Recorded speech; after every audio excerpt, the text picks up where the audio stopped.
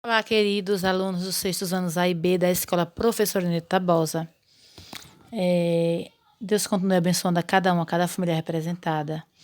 E vamos dar sequência aqui, finalizando o capítulo, né, sobre o Ocidente Clássico, o capítulo que fala sobre a cultura greco-romana, né, que são as civilizações clássicas, pelo motivo que eu já expliquei a vocês, a nível apenas de revisão, que deixaram um legado cultural, uma herança cultural muito grande para nós, né?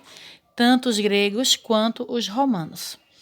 A nossa aula de hoje, ela está justamente em 2 páginas deste capítulo, a 322 e a 323, onde eu vou apresentar para vocês, né, através das imagens e da minha fala, algumas obras importantes para vocês estarem lendo, né, e adquirindo mais conhecimento para sua bagagem cultural. Então, a primeira obra justamente é a Gilgamesh contra a Morte. Então, aí você vai saber como o povo sumério e suas crenças, né? E vai também acompanhar a trajetória de Gilgamesh em sua busca pela imortalidade. Então, essa obra, ela é justamente um clássico. O mundo estuda essa obra, Gilgamesh contra a Morte, porque ela vai narrar aí a história do povo sumério e suas crenças.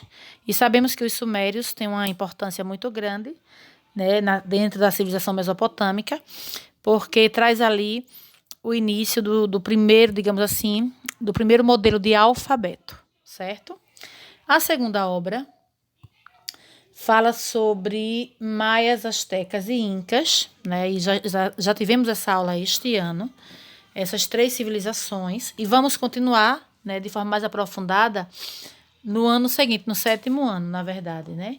Que fala justamente do dia a dia dos nativos da América, dos indígenas. Então, quando os europeus aqui chegaram, já encontraram sociedades, civilizações totalmente organizadas com sua língua, ou seja, seus idiomas, seus dialetos, sua escrita, calendários, sua agricultura, né, arquitetura, sua religiosidade, que eles não eram monoteístas, porque não conheciam ao nosso Deus ainda, mas tinham suas práticas religiosas dentro de um contexto politeísta. Então, esse livro aí, ele é muito importante para o aprofundamento do conhecimento sobre essas 3 civilizações importantíssimas para a história do nosso continente, certo? A terceira obra é Cleópatra, a rainha dos reis, ou seja, aí fala sobre a civilização do Egito, né? A poderosa rainha do Egito. E essa obra aí, esse livro, ele conta a história dessa mulher forte, né? Dominante, e que governou por 2 décadas, ou seja, por 20 anos, o Egito Antigo. Então, esse livro ele tem muitas ilustrações, fotografias e textos assim instigantes, né, que vai levar você a querer, não é, virar a página seguinte, e mais outra, até finalizar o livro. É um livro realmente apaixonante, porque nos leva a justamente a desabrochar o nosso gosto pela leitura. Tem obras, né, tem livros que traz isso para nós, né? Realmente desperta a nossa leitura. Então essa obra aí é simplesmente maravilhosa e eu indico para vocês. Na página 323 nós temos o Museu do Índio, tá? E aí eu peço que vocês acessem esse link que está aí ao lado da imagem, né? Nessa fonte secundária aí, que está assim, Museu do Índio na Rua das Palmeiras, né, 55, Botafogo, Rio de Janeiro. Aí tem mais informações, tem um link aí, acessem para vocês conhecerem, né, mais sobre a história do nativo brasileiro, que é o nosso índio, povo que merece respeito, né?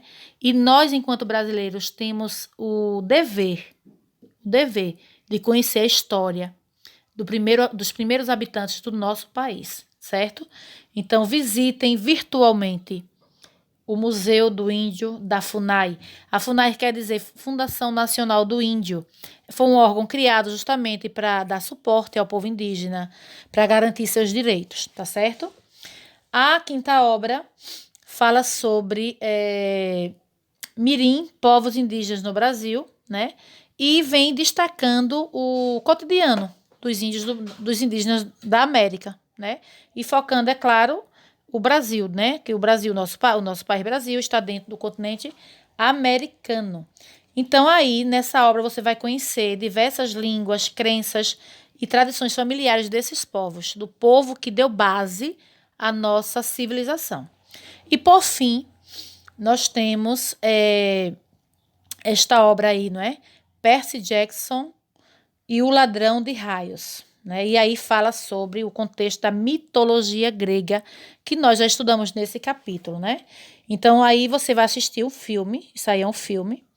Ao assistir esse filme, você estará aprofundando os seus conhecimentos sobre a mitologia grega.